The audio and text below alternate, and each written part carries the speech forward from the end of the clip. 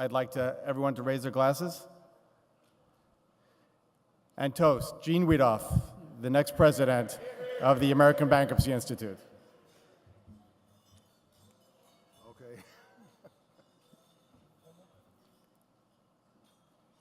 Thank you.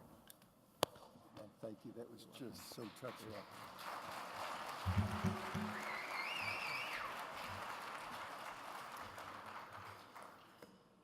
Well, of course, I have to thank Jeff. That was quite an introduction, and I have to thank whoever creatively put together that video. There were several things in that video that I thought were absolutely accurate, and though I don't talk about things like bad asses, but I think I could understand what they were talking about. Now, let me tell you, it is an enormous privilege to be entrusted with a position of leadership in an organization that has done so much to enrich my life. I want to give you just a few, and unfortunately only a few, of the ABI people who have touched me, and I want to apologize to all of those I can't mention now. Bob Fishman introduced me to ABI. Brian Shaw got me involved in setting up bankruptcy education programs. Jeff Berman has been a kind of guardian angel. Ricardo Kilpatrick showed me how to be an advocate while staying true to core values. Ford Elsesser gave me the opportunity to teach rejection of executory contracts to Macedonian judges.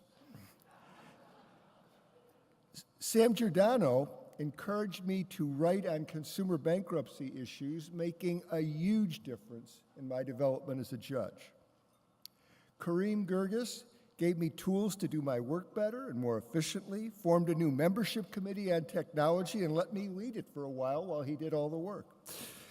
Bill Rochelle has kept me updated on new cases and legal developments. And finally, Jeff Pomerantz not only led ABI magnificently for the past year, but he let me become fully invested in the good work that he was doing. He also gave me several years ago what remains the best cookbook I ever use. And I think of him every time I take it off the shelf. 2 years ago, Jim Shea, another mentor, stood here, well, not necessarily exactly here, but kind of in this spot, and said that John Penn had told him something very important, that Jim would soon be the only person standing before all the guests in the room and standing between them and a very nice performance and closing reception. So the message was to be brief. And with all the good things that have been done to me, and with encouragement not to talk too long, my question is, what on earth can I really talk about? I remembered what I was told when I was a young child. Whenever you're speaking in public, always avoid talking about sex, religion, and politics. But that was when I was young, and a lot of changes have taken place in our culture. So I've decided I am going to talk about those three things. Let me first talk about sex. Now, I don't want to get into any personal details, but I will admit that I am very happily married. My wife, Peggy, who's with me this evening, and who, by the way, I showed these remarks to, so this is pre-approved. She's the person who's closest to me in all the world, and I cannot thank her enough for everything that she's brought to my life, including her support for my work as a judge and a lawyer and a member of the ABI.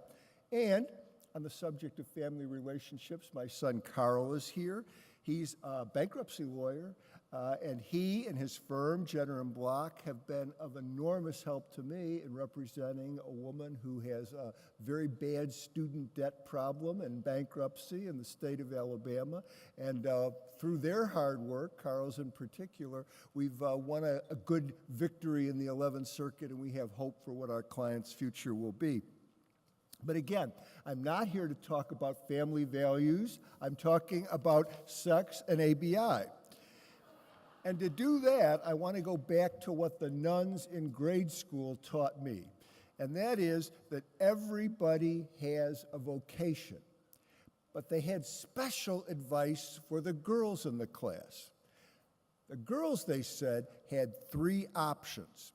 They could become a wife and mother, they could become a caretaker for aging family members, or they could become a nun. And I'm thinking that the nuns probably had some self-interest in offering those three alternatives, but they were also reflecting what I think was the cultural norm of the 1950s, which is that the possibilities of professional women being employed that way was very small. And even when I graduated from law school in 1975, that cultural expectation seemed to be reflected in law firms. So what about ABI and women? Well, I think it's a story of leadership. ABI early on took leadership in advancing the careers of its women members, and women have from the beginning been leaders of ABI. I've been privileged to work on ABI projects with each of the women who've been president of ABI: Deborah Williamson, Bettina White, Melissa Kibler, and Trish Redmond. All of them great professionals and wonderful friends. And throughout the time I've been involved in ABI, women have headed the membership committees that drive much of the organization's work. And beyond membership, ABI has welcomed wonderful women in leadership in its staff, from Amy Quackenboss as Deputy Executive Director, Mary Kleppinger as Director of Administration, to Kathy Sheehan in accounting, and all of our meeting planners. Sam has hired women to head major ABI operations. But what strikes me as most important here is not that ABI has given women opportunities to advance, but that the women have so much enriched and become drivers of its success. Now, I can say the same thing about ABI's inclusiveness in age, race, national origin, and ABI's openness to young people is reflected in this new 40 Under 40 program to recognize young people who have great leadership potential. But that's only the indication that I want to bring out as far as sex is concerned. ABI is not interested in excluding anyone. It wants to build up everyone who has a genuine interest in its mission. All right, that's one of my three. Next, what about religion?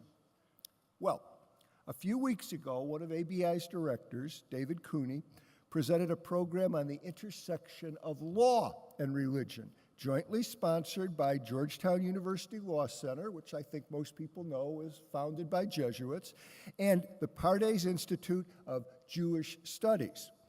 I was invited to participate. We had attendees, obviously, of varied religious backgrounds, and one of our exercises was to engage in a Talmudic discussion of the law based on the way the law could intersect with biblical text. Now, I'd found earlier that interpreting statutes was a lot like interpreting the Bible, but what I found in this particular discussion was how important it was to allow and encourage discussion from people with different points of view. In fact, debate is one of the essences of Talmudic discussion, and it was really engaging. Religion, then, like sex, in this context was no ground for exclusion. And as with the creation of the Talmud itself, the participation of the people with different points of view and experiences enriched both the discussion and the ultimate decision-making. All right, that's religion. Now, what about politics? As you might have heard, ABI is sponsoring a new commission on consumer bankruptcy. It follows the success of ABI's commission to study reform of Chapter 11. This new commission focuses on ways to make the existing system for consumer bankruptcy more effective for everyone who's involved: debtors, creditors, trustees. The commissioners and the committees working on this goal have been chosen with the same openness that ABI has employed in its leadership and staff. The individuals who are going to be working on this commission represent debtors, creditors, trustees, government entities. All of them are included, with the only requirement being their willingness to listen with open minds and strive for results that will in fact benefit the entire community affected by bankruptcy. It is a political process, but more like what we were taught in our civics classes than what we're seeing in this city. Now, sex, religion, politics. What's my point? That exclusion doesn't work. People with different backgrounds, experiences, and interests working in good faith can come together productively. Following the inclusive model of ABI itself, the Consumer Commission, I believe, can wind up being a very good source of very good ideas.